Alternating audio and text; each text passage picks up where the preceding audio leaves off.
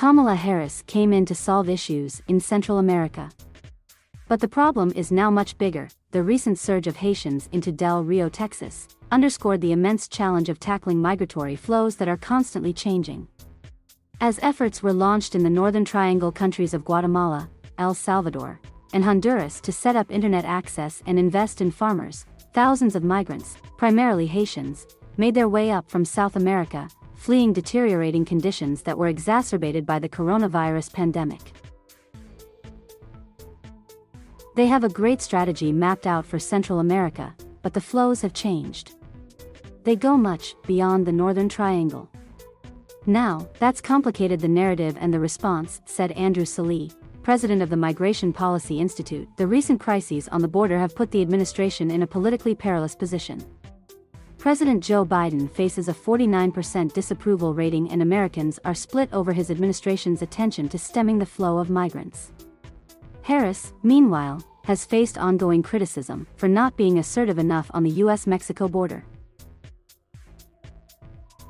The administration is also trying to balance maintaining regional partners and doubling down on enforcement on the U.S.-Mexico border to discourage irregular migration. It's a tricky balance that, at times, has created tension. Guatemalan officials took it up with Harris's office and others within the administration in August, the official said. While it's unclear whether the vice president intervened, the Department of Homeland Security is now sending flights directly to Guatemala City. Instilling hope at home in May, the White House announced an agreement, dubbed a call to action, that included commitments from major companies like Microsoft, MasterCard, Chobani, Duolingo, and Nespresso to invest in the region in hopes of spurring economic opportunity. That was later followed by a 20-page root causes strategy that outlined the administration's approach to improving conditions and creating opportunity in the region. The administration has gradually made inroads on those fronts. In the last 90 days, internet access was set up in an indigenous community of more than 4,000 people in Honduras, according to Jonathan Fontini Porter, co-founder and executive director of the Partnership for Central America. Fontini Porter also recently sampled the first cup of Honduras-sourced Nespresso coffee as the company makes inroads there. The idea, Fontini Porter explained, is to develop a system where the various needs of a single individual or family are met, so that they'll be more inclined to stay at home instead of migrate. If it's a farmer, for example, that might include providing resources and tools to ensure they prosper by having buyers and access to banking. Other private investments include Microsoft's plan to expand internet access to as many as 3 million people in the region by July 2022, as well as develop community centers to help teach internet and digital skills to women and young people. And MasterCard hopes to help 5 million people in the region obtain access to banking services and help bring 1 million micro and small businesses into a digital banking system. The Partnership for Central America also intends to increase and stabilize incomes of 250,000 farmers and support 1.5 million families, Fontini Porter said. Experts say those actions are important to improving conditions on the ground over time and argue tackling migration across the hemisphere would require additional partnerships across the region, a point also acknowledged by Secretary of State Antony Blinken. We face a challenge that in many ways is unique, with tremendous pressure from illegal migratory flows coming in different ways, different parts of the hemisphere, Blinken said during a news conference in Mexico this month. We have to have a stronger regional approach to this challenge.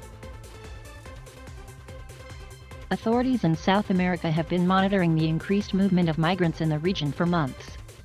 Many migrants who are fleeing worked in formal jobs before the pandemic, and were especially vulnerable to falling into extreme poverty as economies tightened last year. The conversations with Panama are broader and fall into what we see as the migration management category, one of the senior administration officials said.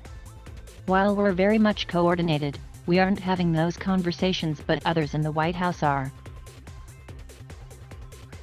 Harris's focus, though, remains on the Northern Triangle. To achieve sustainability, some level of government buying will be necessary, argued Matt Rooney, managing director of the Bush Institute SMU Economic Growth Initiative and member of the Partnership for Central America Working Group.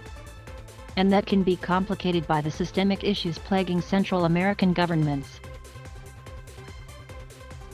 In El Salvador, there's concern about limiting checks and balances in government, while in Honduras, where the president has been implicated in a drug trafficking case, there's greater concern about corruption within government. And in Guatemala, there are also concerns about government corruption. You have to ask yourself in that case, why isn't there more? And why are there companies in the United States who operate in industries that, where you could business in Central America, why aren't they doing business in Central America? Rooney said. The answer to that question is that there are dysfunctions in the investment environment. Listed in the administration's root causes strategy is fostering a business-enabling environment by implementing reforms. Senior administration officials conceded that tackling corruption and effecting change within governments is a challenge but reiterated that for countries to thrive, infrastructure needs to be put in place to facilitate economic growth.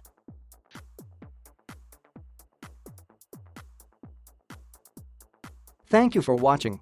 Please subscribe.